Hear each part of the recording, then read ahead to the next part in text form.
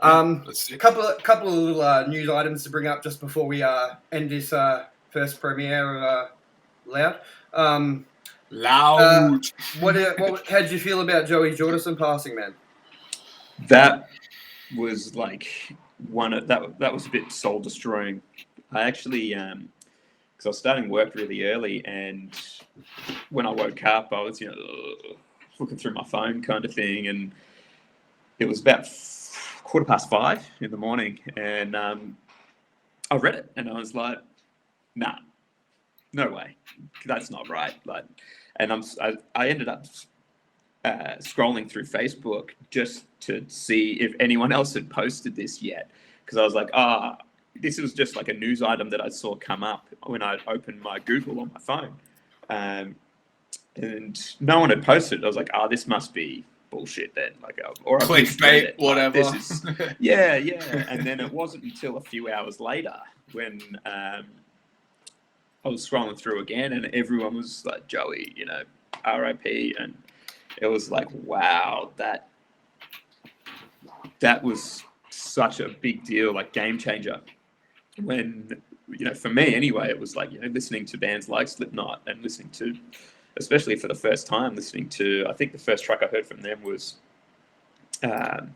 Wait and Bleed and Spit It Out. And it was just That's the first song I heard from them too, man. Yeah, the drumming was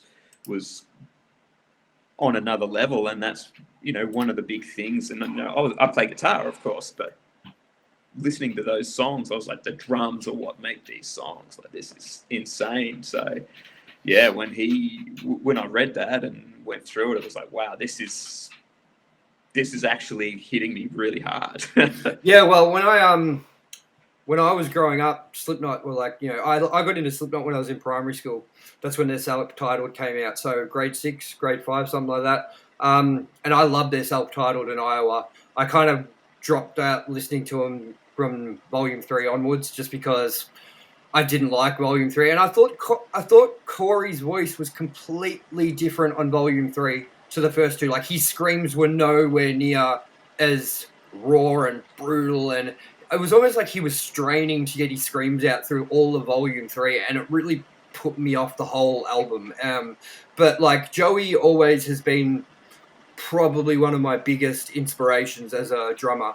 I mean, I wouldn't say that, like, he's in my top 3 anymore, but I will always look back at him and say, man, he's fucking amazing drummer. You know what I mean? Like, in my top 3 drummers would be like Aaron Gillespie from Under Oath, Pat Lundy for A Funeral for a Friend, and Dan Kirby, like Bliss and Esso, Unwritten Law, 28 Days, all that stuff. Like they're the drummers that I love, but and put in my top 3. But Joey's always kind of like that special mention for me, just because it's not my style of drumming, but it always blows my mind watching him do it. You know what I mean? Like, watching him do the intro to Eyeless is just, I'm like, what the fuck, man? Like, that is so fucking insane that someone had managed to write that.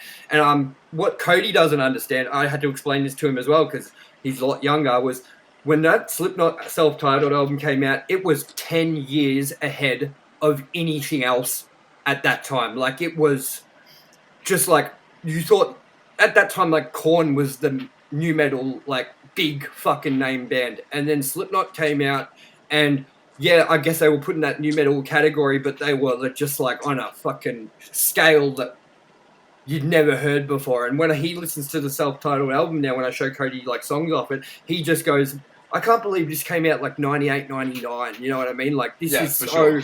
It sounds way heavy. ahead of its time.